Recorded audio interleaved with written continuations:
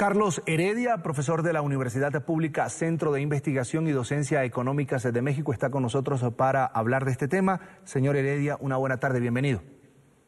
Muy buenas tardes, un saludo desde la Ciudad de México. Lo primero, ¿reales las intenciones del gobierno mexicano cuando alza la voz por la violación constante y sistemática de los derechos humanos en Venezuela? ¿Cuál es su lectura? Bueno, a mí me parece que la situación en Venezuela es gravísima, es de una constante y sistemática violación de los derechos políticos, de los derechos humanos, ya incluso de la sobrevivencia del pueblo venezolano.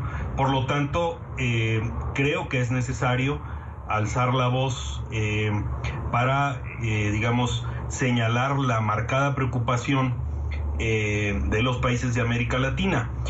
Yo estoy de acuerdo en que el gobierno de México levante la voz para señalar las sistemáticas violaciones a los derechos políticos y a los derechos humanos de los venezolanos. El gobierno de Nicolás Maduro pues se propone llevar a cabo una estratagema con esta convocatoria a una nueva asamblea constituyente que no cumple los requisitos ni siquiera de la propia legislación venezolana y que tiene como propósito despojar enteramente al pueblo venezolano de su soberanía, de su capacidad de decisión.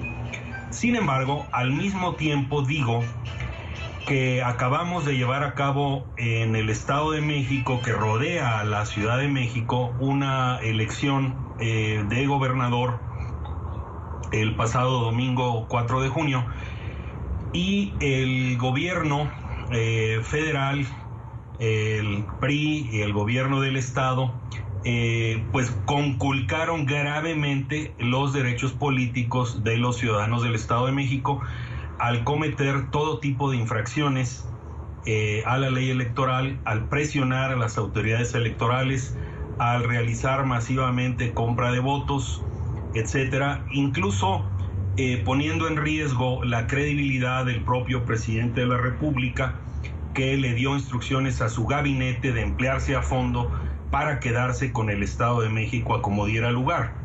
Por lo tanto, la autoridad moral del gobierno mexicano queda en entredicho para, pregonar la democracia afuera, ser candil de la calle cuando es oscuridad en su propia casa. Ahora, es cierto que en el pasado México, al igual que otros países de la región, no fue el único, miraban hacia otro lado cuando se trataba de Venezuela. Pero también es cierto, es verdad, que hoy la crisis venezolana pues ha llegado a un punto de inflexión. ¿No puede ser esa más bien la motivación del gobierno de Enrique Peña Nieto? Oh, por supuesto que sí. Por eso yo digo que yo respaldo el llamado del gobierno de México. Lo que me preocupa son la legitimidad y las credenciales del gobierno de México, que para tener autoridad moral y para tener una voz que deba ser respetada afuera, necesita respetar los derechos políticos de los propios mexicanos. Efectivamente, la situación en Venezuela ha llegado a un límite. Yo estoy de acuerdo con el señalamiento del gobierno de México en el sentido de que el gobierno de Venezuela debe respetar la Convención Interamericana de los Derechos Humanos, debe respetar su propia legislación.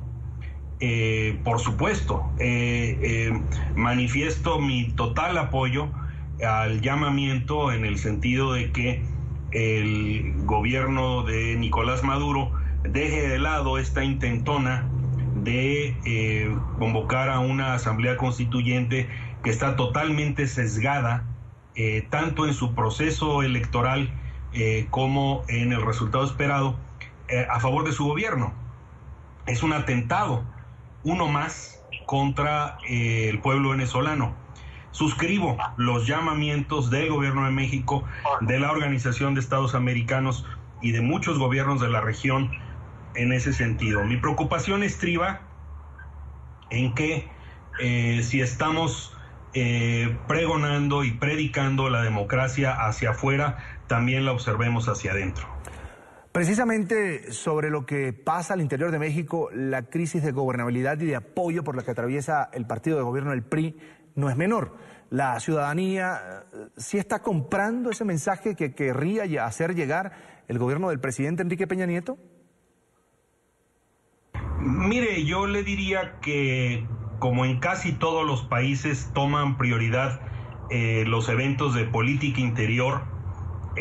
Digamos, está en las noticias el tema de Venezuela, pero yo he señalado que la ciudadanía en México percibe que en buena medida el gobierno de México está convirtiendo un tema de política exterior en un tema de política interna, porque quiere etiquetar y quiere pintar a el presidente del partido Morena, Andrés Manuel López Obrador, a su partido, como chavistas, como si ellos fueran lo mismo que Chávez y Maduro. Ese es el propósito de fondo de insistir en convertir el tema venezolano, que es un tema internacional, un tema de política exterior, un tema global como lo son los derechos humanos, en un tema de política interna. Señor Heredia, ¿qué tan influyente en la opinión pública está siendo Andrés Manuel López Obrador y el partido Morena para que el gobierno haga frente de esta manera? Bueno, yo lo que veo en las encuestas es que el seguro candidato del partido Morena encabeza prácticamente todos los sondeos de intención de voto. Ello ya ocurrió dos veces, ya ocurrió en 2006 y en 2012, y ahora exactamente a un año de las elecciones presidenciales del primer domingo de julio de 2018, de nuevo vemos a Andrés Manuel López Obrador encabezando las encuestas. Es temprano todavía para saber si esta campaña, digamos, de etiquetar al partido Morena de esa manera tendrá el efecto que busca el gobierno de México y el PRI. No lo sabemos, pero lo que sí puedo decirle es que evidentemente sí es percibido como una maniobra burda, en donde la prioridad absoluta son las preocupaciones electorales del PRI y del gobierno, y desafortunadamente digamos, los derechos políticos del pueblo venezolano son utilizados como una coartada para buscar un objetivo político interno. El ciudadano mexicano, ¿qué tan cercano es a esa izquierda que vende el modelo de la Revolución Bolivariana y cuáles son las probabilidades reales de que puedan tomarse el poder en México? Mire, yo le diría que en las elecciones del Estado de México, que es con mucho el estado más poblado, 17 millones de habitantes, 11 millones de electores, la izquierda sumada sacó más del 50% de los votos.